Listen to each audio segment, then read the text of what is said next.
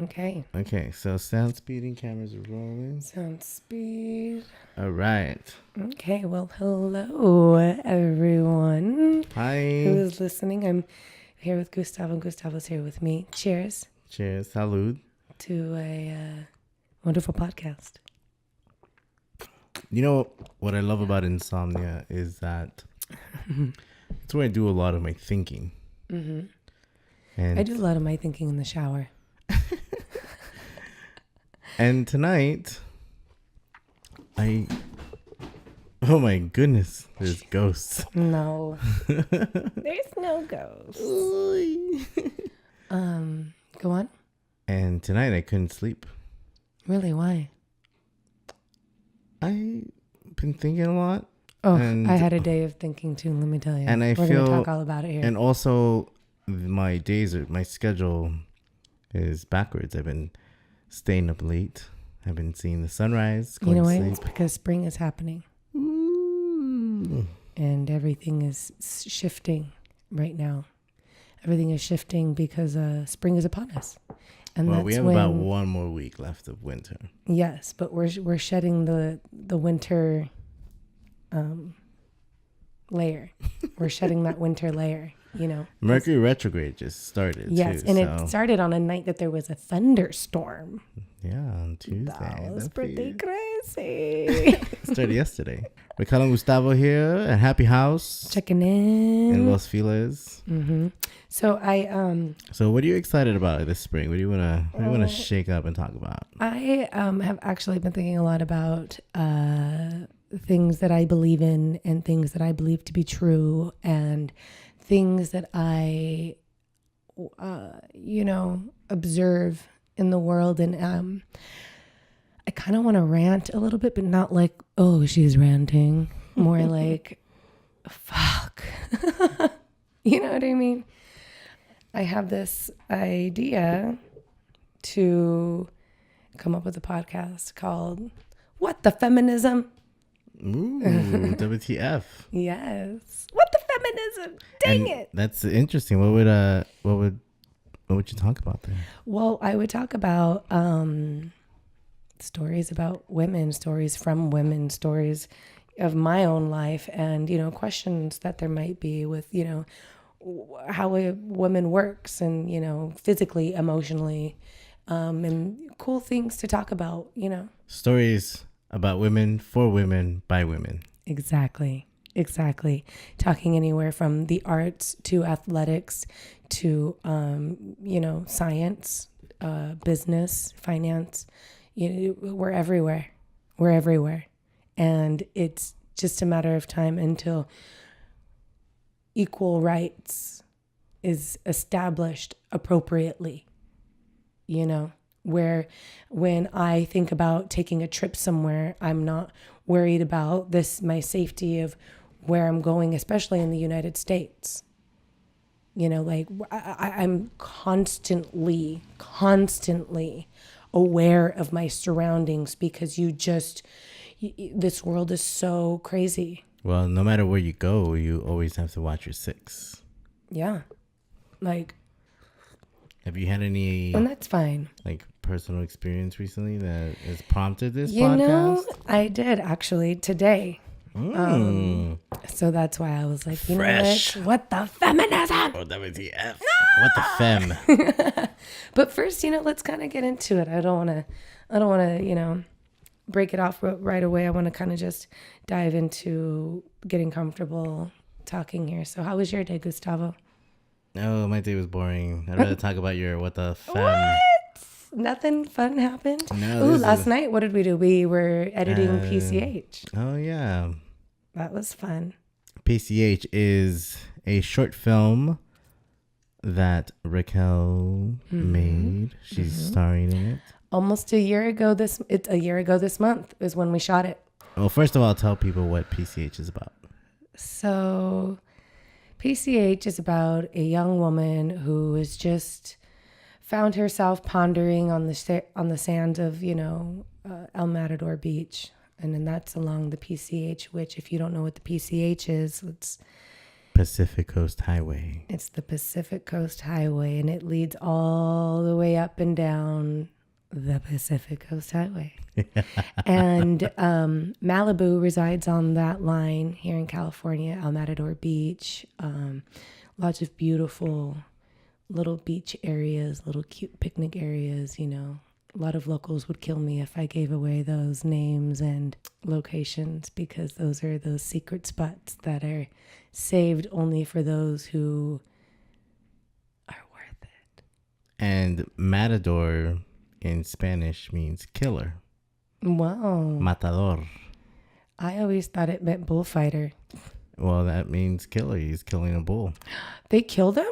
Yes, that's what bullfighting is. It's they I kill. thought they just teased him a little bit with the red flag and then was like, okay, go back to your pen now. No, girl. They fucking killed them? They kill him. That's why they're called matador. Matadors. Killers. They're called killers. How dare they? But there's parts in Spain that have outlawed it now. It's against the rules. You know, my grandmother's house Some parts of Mexico. in Mexico. I'm not really sure if it's against the law now, but Well, my grandmother's house in Mexico is right next to one of those stadiums. And I always wanted to go see it because I thought it was just like a little... No, when I they was in actually Mexico, kill I them. actually saw the actual matador kill a bull on television. And I was traumatized watching it because I had never seen it before. And to be honest, I really had no interest to see it in person. So, No.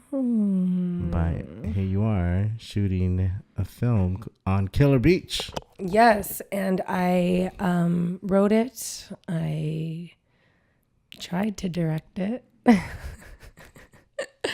And I actually starred in it as well as putting up the funds to make it all happen. I think this is a great way to kick things off with what the feminism, what the Yes, WTF. exactly. You know what? Because I don't want to say it all started here, but... So what's PCH? Give us a pitch. PCH is a story about a young woman who finds herself, again, like I said, pondering on the sands of the beach of El Matador.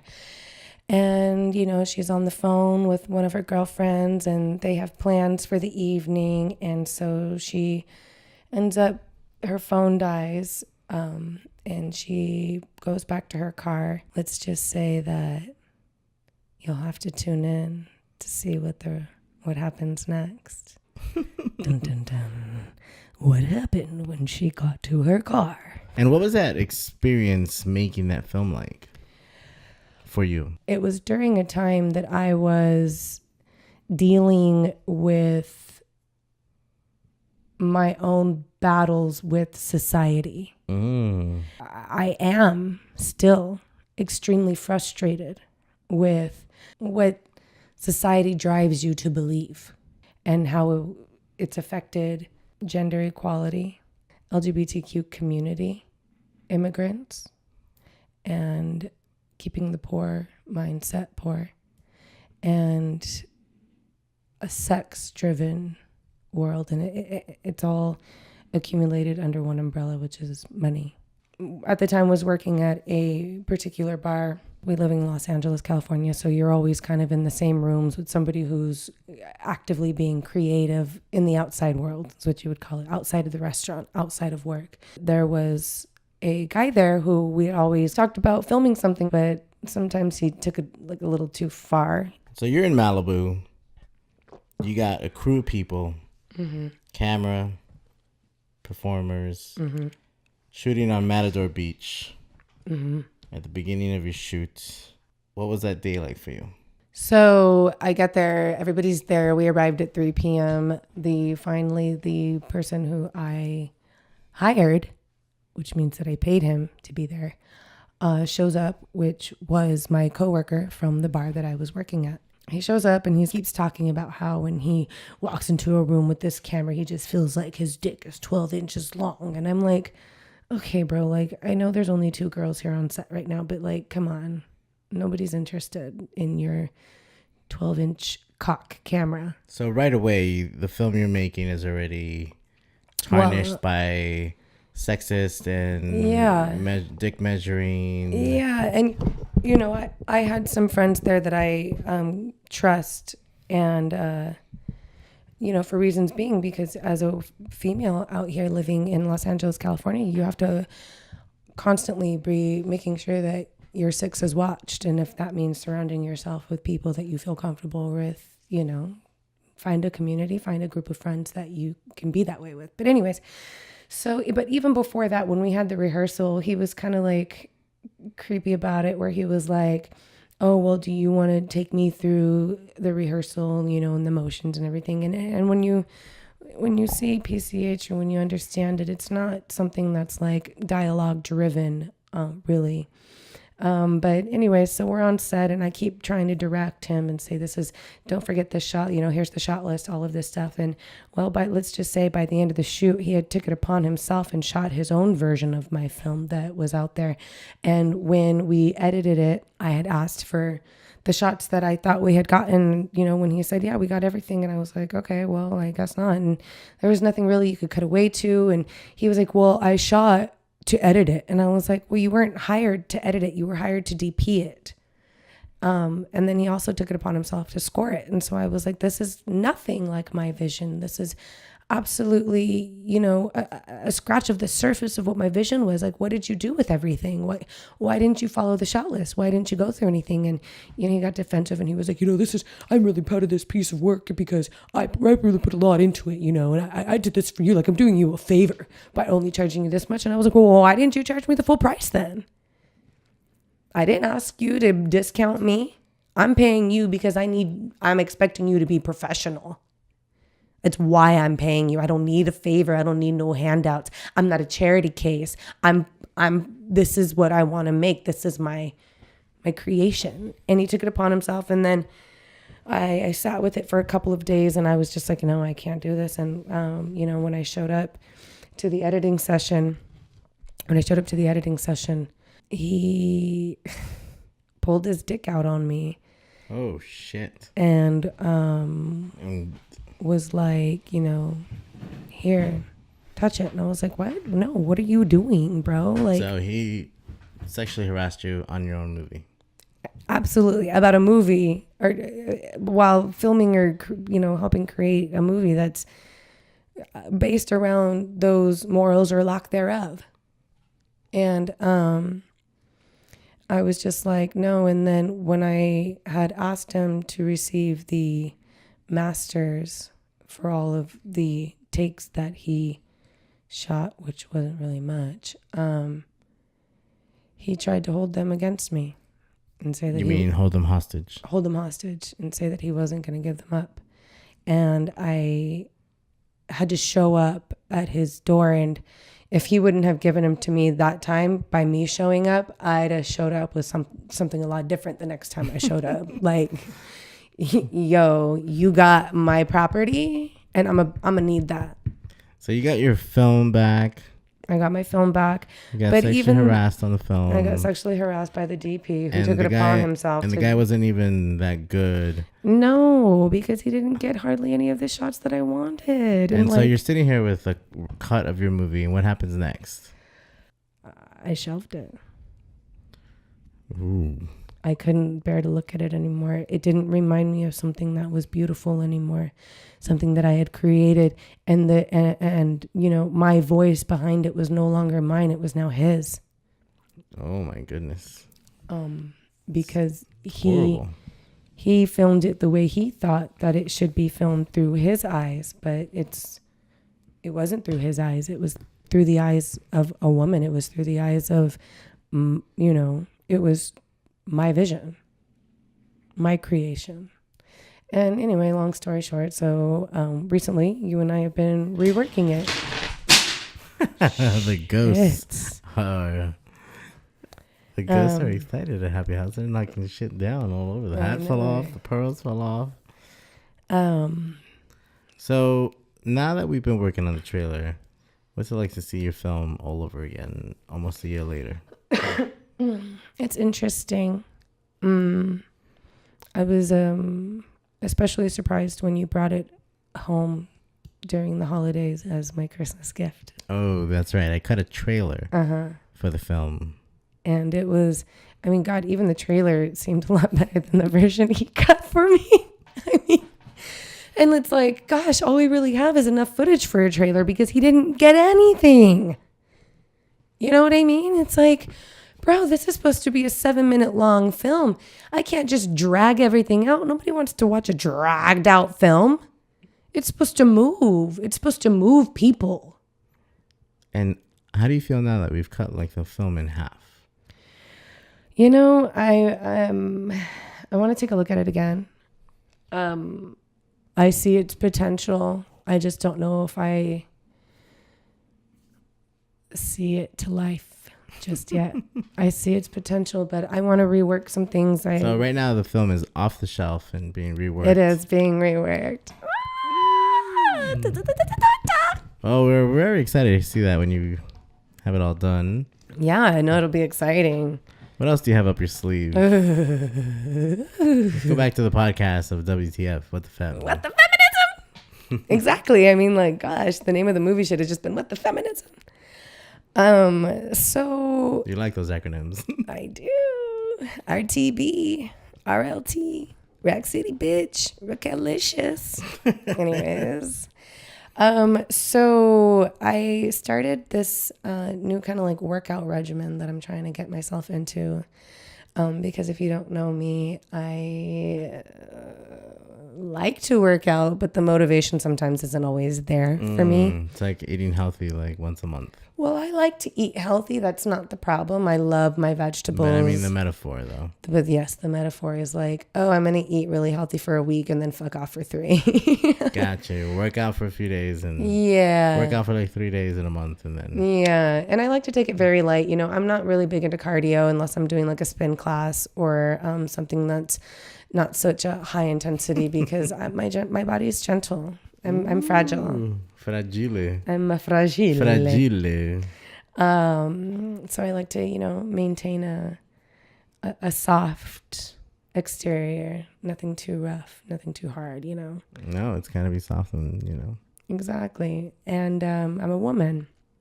But so I signed up for a yoga class that, you know, was the closest in the area.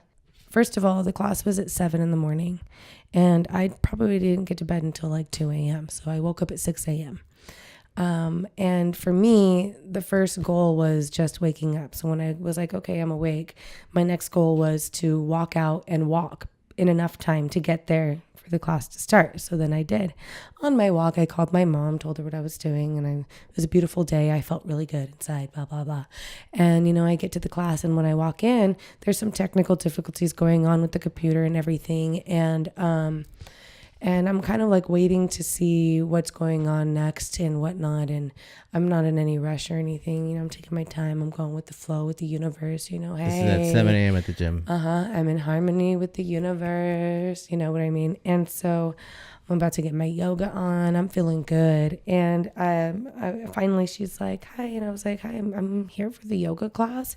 You know, I feel a little confused because I don't really see anything that's navigating me to that, you know, type of exercise anyways.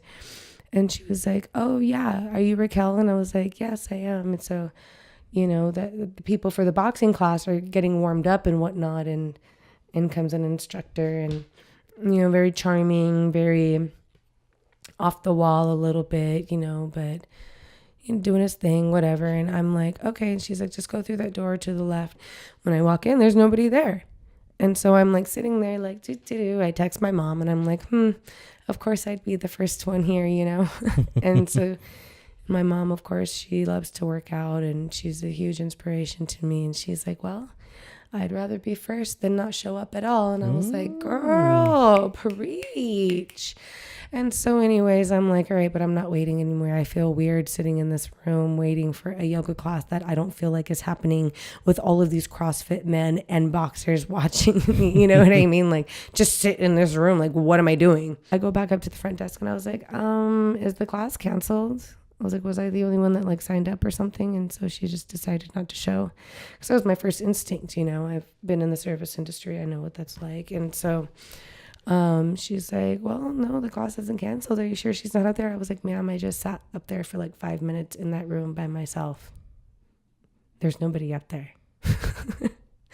And she's like, okay. And then, the instructor is like, hey, you can come and take my class, and like very boisterous and vibrant. And I was like, yeah, I don't know if I was really prepared for a boxing class, especially like a boxing cardio class. I was thinking I'm going to like wake up and do yoga and feel good and stretch up my neck and my back, My neck. My back. I end up taking the boxing class. The instructor had mentioned getting the Instagram to post. At first, I was a little hesitant to just be giving out my Instagram. It's almost like giving out your number nowadays. It's a very high form of communication, especially with men sliding into the DMs. Hey. Anyways, and so, but whatever. I was like, yeah, here it is. And he reached out to me through Instagram DM about, possibly working together because he has a fight coming. So I was like, oh, cool, but do you have sponsors? Like, are you putting the money up yourself? Like, do you want to sit down and talk about this? And he proceeds to send me a video chat, like through Instagram, which is fine. Like, oh, okay. And he's like, and what's the etiquette behind that? I mean, this guy's your instructor. He's like, yeah, I don't, let's, at first I was just kind of like, oh, that's a little much, because I'll admit, I thought he was very cute and it was hard to concentrate, but I was in no way sending out any signals of flirtation or anything like that. I wasn't sitting there flirting with him at all. I was concentrating on taking the boxing class because I used to box when I was a teenager. Granted, look, I never really went anywhere with it, obviously.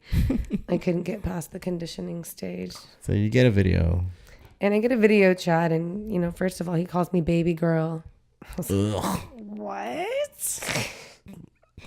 He says something like, hey, baby girl, I'm so, happy to hear that you're sore today. I'm going to instruct this class right now, but, why don't you give me your number and we talk later? And then he did like a peace out with his... Oh, with his lips and his... Like, wrapped it up in a heart and threw it like... I'm just kidding. Come on. That does not make me want to call you. I only responded with, haha. So, he proceeded to respond with, what's your number? Call you after class. Ooh, we're getting closer to the last straw. Mm-hmm. And I sent him the emoji that goes, with the eye, and they're like, With the monocle? Yeah, the monocle that kind of reminds you of the Peanuts guy. Mm-hmm. And like Sherlock Holmes, like, let me investigate into this a little further. Ooh. And I said, my number. What you want to talk about?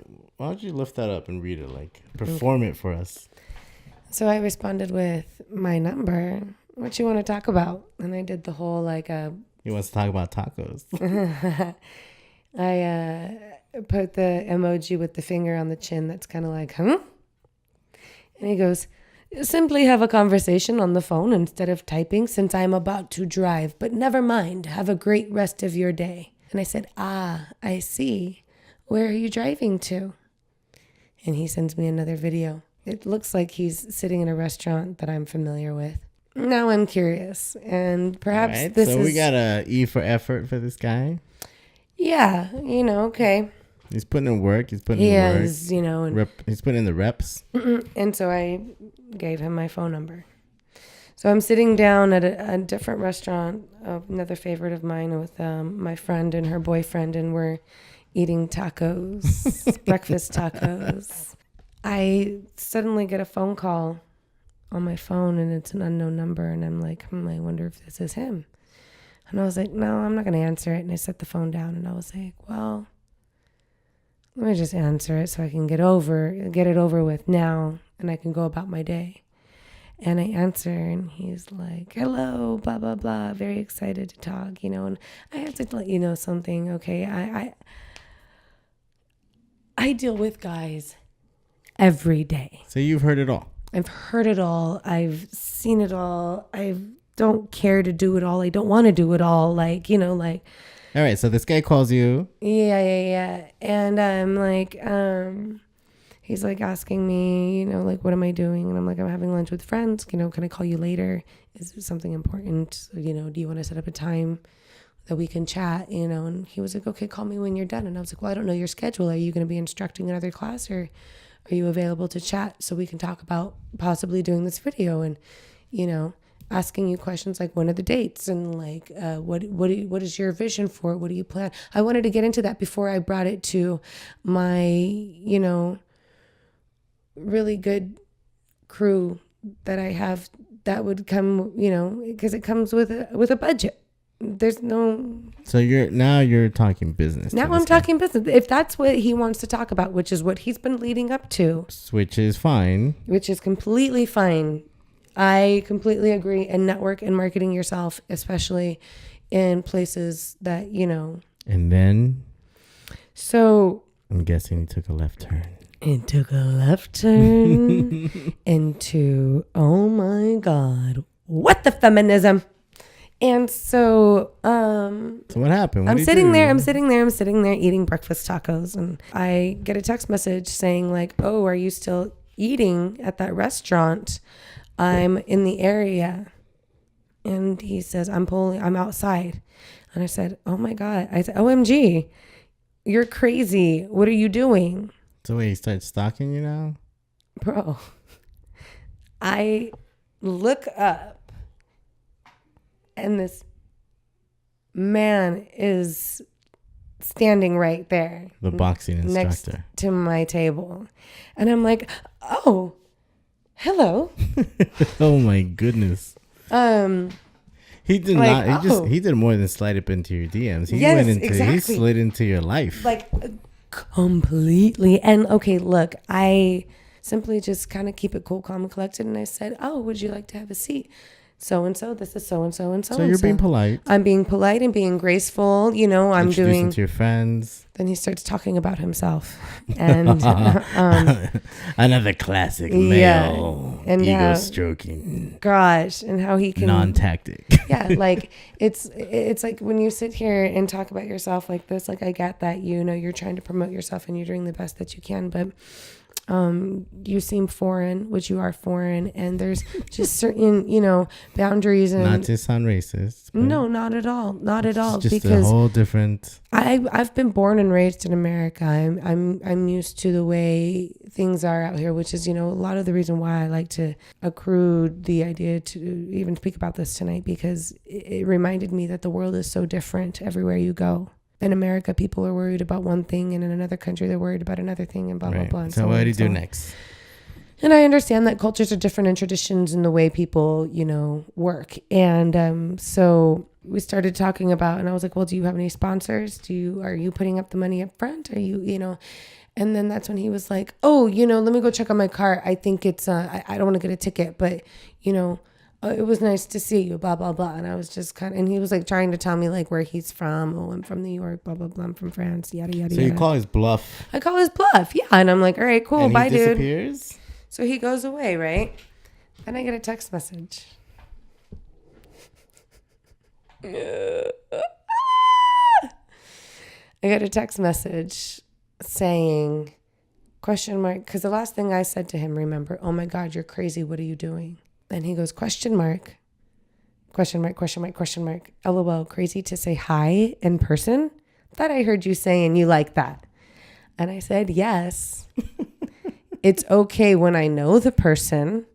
When that person is a friend, I don't know you. I met you for the first time yesterday, and you were my instructor. Ugh, gross. Was he all sweaty and shit? I don't know. I was like, I can see that you were excited, but let's take it easy for a young woman living in a city that can raise some red flags. That is also why I was hesitant about giving you my number.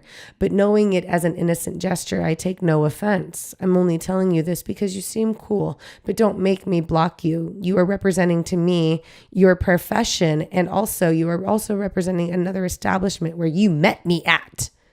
Be better at not jeopardizing those two things. I said, my friends and I weren't expecting a stranger to pop up during our lunch. I don't want to talk business unless we have set time aside to do so. No harm, no foul. Just be a little more cautious and considerate of other people's boundaries. And he responded with, no comment on the way you perceive things and react to it. But jeopardizing my sports and work career? How? By using my job as a network platform? By having someone you know very close to you in the same field, you should know better that we don't fear much in life. Threatening us excites us, at least for me. Laughing face emoji. And he says, but yo, for real, let's just leave this where it is. I don't need drama in my life. Don't even think twice about it. Neither reply. I'm losing your number ahorita. If I see you at my job, you're welcome to take my class. And that's about it. Oh, and one last thing. Since I still like to be seen as a gentleman, I'll apologize for being a normal human socializing. Oh my God. Laughing face. Have a great one. Thumbs up. Oh my God. And the last thing I said was, well, this escalated quickly. So he figured, hey, let me just bow out before I get into more trouble. But not only did he bow out, he still put the blame on me. Of course. Like it was my fault that I was like put off at the fact that this motherfucker showed up at the place that I was just dining at with friends and interrupted my day to talk about himself. Ugh. No. No, that is not okay. That is how horror movies start. Exactly. And like I said, if I know you, if you're a neighbor and I've, like I know you, that's, if I see you on the streets, oh, cool, But like, that's why social media can be a scary place sometimes, because people are out here putting their every move out there sometimes. And it's kind of like a lot of the reason why I've been so put off about utilizing it. It's such a great platform for networking and marketing and everything. And I've been so afraid to utilize it because for things like this. Right. Because people cross boundaries. Yes. And they think it's okay because their intentions are good. But their motives, their agenda is twisted. Oh, absolutely. Twisted. So this is what I said to him. This was the last thing. He didn't respond after this. We finally arrived to the last straw. Bum, ba, ba, ba, bum, bum, bum. Bum, bum. Ba, ba, ba, ba, ba, ba, ba. Anyways, I said, well, this escalated quickly. I'm no drama. I hate drama. I wish you would have just taken your time. That's all. I'm not mad. Just wanted to be straightforward with who I am and what I expect. If you want to network and talk business, I'm all for it. I obviously wouldn't have been nice if I didn't like you. I'm a very easygoing, simple woman. I just have expectations. You don't seem to like boundaries very much or being told so. Emoji. Typical. A man with so much potential lost in his ego. Well, oh well. I wish you love and prosperity. Peace and love. Emojis. Dang. And didn't say, it didn't hear anything back. This was all through text at that point? This was all through text at this point. And mind you, this is middle of the day. It was raining outside, and by the middle of my day, I was like, I need a nap. I need a motherfucking nap before I go to work tonight. Whew. And so it's safe to say you won't be going back to that boxing class. And it really bums me out because I did enjoy the class. I enjoyed the class. I enjoyed the owners. I enjoyed my experience, to be honest with you, even through everything. Like, it was something unexpected. Right away, perhaps not. I don't really plan on working out again for another 3 weeks or so. I actually had a very strange encounter with a man today as well. Speaking of boundaries. Mm-hmm. What was your experience like? Well, recently I wrote a poem about love and death. Mm-hmm. And I wanted to get some feedback with some people. Mm-hmm. So I started texting some friends to see if I could send them the poem. And the text message says, "May I send you my new poem?" ? So I figured I would ask people if I could send it. before I spam them. Yeah. And see if they're into it, sort of prime them. Mm-hmm. And I send out that first text to a few people, and I get this phone call, and the phone call has no caller ID. So I hit decline right away. I'm not gonna answer that. Yeah. And then I get a voicemail notification. I'm compelled to hear this voicemail. It's like 40 seconds. Oh. And this man says, yeah, I'd like to know who wants to send my girl a poem. You better stop your shit. What? Just like that. And you know what bothered me the most? There's a few things that bothered me. The audacity to call me from an unknown number, right? And this guy imposes some possession over a woman. Yeah. That really disturbed me. He's like, who wants to send my girl a poem? It's like, obviously, who are you to try to... I didn't text you full. I texted my friend. Yeah. And you're over here trying to, impose some possession like she's your property. Yeah. And it's like, well... let her respond. Exactly. Here's my next question. If she's your friend, why didn't she respond to you? Why wasn't she the one to be like, hey, Güstavo, like, I don't really feel like, right? I could appreciate you sending me a poem, but thanks for asking. Right. And I think people just automatically assume that the poem is about them and it's romantic for them. You think this song is about you, don't you? You're so vain. And it's like, yo, I never wrote the poem for you. This is a poem for me. Yeah, this is you expressing. And then you have to have your man call me. It's like, that's boring. Ridiculous. That's like some 1997 mentality. Well, not even. It's just like that's. But again, here's the thing. Speaking of the 90s, though, there were so many women involved in the arts back then. I feel like men have dominated the silver screen and the platinum plaques. But here's the thing: women are coming back. You know what I liked about the 90s as well is that people had to be very clear and be accountable for what they agreed and that they were going to do and say. Yeah. Speaking of which, last week I went on a date with this guy. We had decided to have dinner, right? We ended up going to dinner and he calls me right beforehand and he was like, hey, I just want to call and make sure that you're going to show up. And I was like, yeah. And he was like, all right, the reservations are at 9:30 downtown LA, Do you need me to send you a car? But I was like, no, I'm good. I can take my own Uber. Thank you. He was like, oh, are you sure? That way, we can get there at the same time. Like, don't worry. I got your Uber. And I was like, no, I'm good. Control freak. I was like, no, I'm good. I was like, I'll see you there. And I show up at 9:45. Geez, 15 minutes late, whatever. And I texted him because I texted him and I was like, are you on your way? And that was like at 9. And he was like, yes, I am. And I was like, oh my God. Okay, cool. I show up at this restaurant and I go in and I was like, hi, is there a reservation for so-and-so? And they were like, yes, you're the first to show. And I said, I am. And she was like, yeah, you're the first to check in. Would you like to wait at the bar for the rest of your party? And I was like, are you sure there's not another one? And he's not there. He's not there. She said, you're the first to check in your party. And I was like, oh, that's strange. Really? Are you sure he's not here? Because I'm under the impression that he was waiting for me there. I call him and I'm like, hi, where are you? And he's like, where are you? Waiting for you at the bar at the restaurant. This is the restaurant, right? And he's like, yeah. I was like, well, where are you? He was like, I'm 15 minutes away.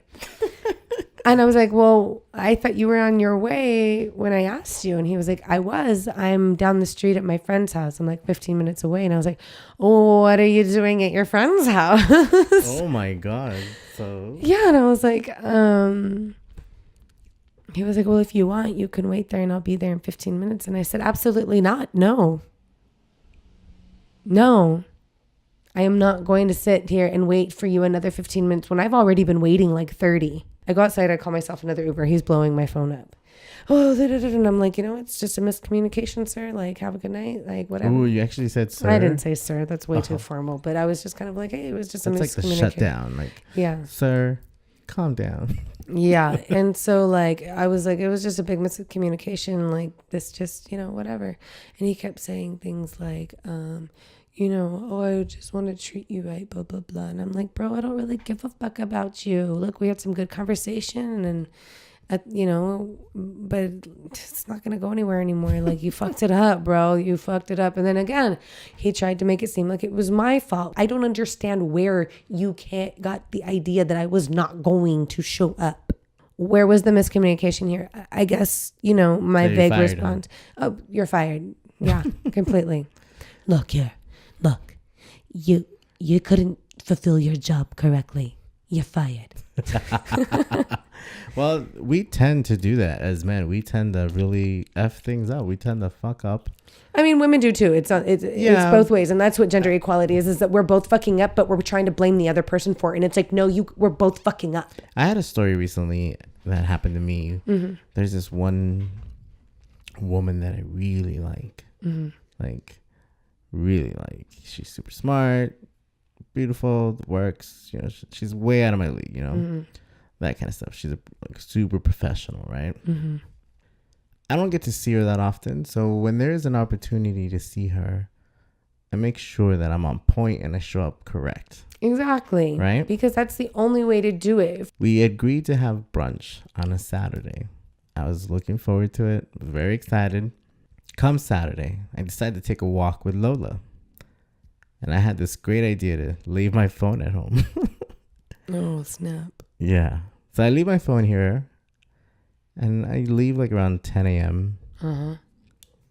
And I end up taking like this 4-hour walk with Lola through the neighborhood, stopping at all the stores, saying hello, socializing with everybody. Finally, Lola gets tired. It's like 4 hours later. Mm-hmm. I got no phone. I come home and there's this message from this woman saying, hey, you still want to have brunch? Oh. Sent to me like at 11 in the morning. By the time I got to the message, it was like 2:30. Oh, no. You ghosted her. But not on purpose. That's the thing. But of I course. I know, but if it had been on your mind, you would have taken your phone with you. Exactly. Or mentioned something before your walk. I ended up calling her right away. Uh-huh. And I had to apologize for being a flake. And what'd she say? She was very nice about it. She was very she's like, it's okay. Maybe next time, that kind of thing, Of course, I don't know when that next time will ever happen. Yeah. I mean, I don't think it's ever going to happen, but, we tend to really... Why do you think it's never going to happen? Oh, because I flaked. Yeah, but humans are forgiving. Exactly. But, are you going to go back out on a date with this guy that you fired? No, but you didn't make her wait at a restaurant for you. But I flaked. Yeah, that's true. I didn't flake on purpose. I just flaked because I needed to go walk. Yeah, I blocked him. So you're probably blocked. I blocked both of those guys today. I'm definitely fired from any more brunches. Well, this has been an amazing conversation. Yeah. I definitely learned a lot. Good. This is what I kind of want. I want this to be a learning experience for men and women, kind of getting an unbiased opinion, and with you, I've always felt very comfortable being able to open up about these certain points in my life and things like that, and what it's like to be a woman. And you've always been very understanding, and growing up with a female-driven home. That is true. My household is populated by women. Mm-hmm. And, we've grown so close in our friendship and everything. And it's nice to be able to sit here and talk with another man who's going through the same things on the opposite end. Right. And me, we can be able to discuss these conversations freely. And what I want to say is that for the first episode of What the Feminism... we're going to be talking about the question, bush or no bush? Ooh. You're going to have to stay tuned for that one, everybody. That is the question. I definitely manscape. So if you want to send any opinions about bush or no bush on Instagram, you can send them to my DMs. And what's your Instagram? My Instagram is at Raquelicious, and that's RAQUALICIOUS. Or you can email me at lovealwaysent@gmail.com. Incredible. Raquel, spelling bee champion. Till next time. Thank you. Good night. Good night.